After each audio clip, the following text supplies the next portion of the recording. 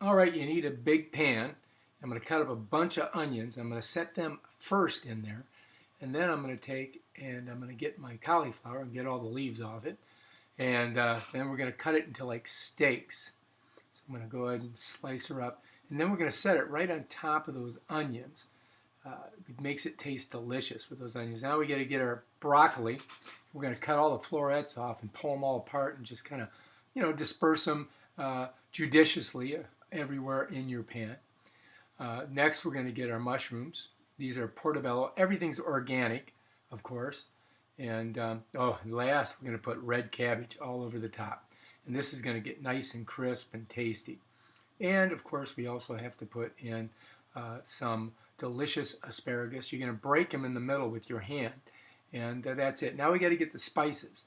All right? So we're going to put salt over everything. We're going to put black pepper. We're going to put sage. We're going to put turmeric. And the pièce de résistance is we're going to put flaxseed all over everywhere. And then when we're all done, we're going to grab our olive oil and just drizzle it all over everything. And now we're ready to go into the oven at 375 degrees for about 40 minutes. Doesn't that look fantastic? Good. So we preheat it to 375. As you can see, it's hot in there. Wow, almost burned my camera.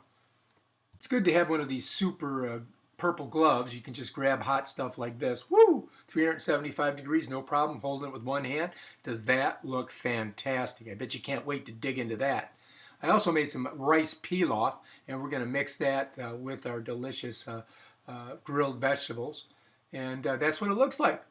Oh, I can't wait to dig in. How about you? If you like this video, subscribe to my channel and check out some of my other vegan recipes in these other cool videos. Thanks a lot. Appreciate it. See you next time.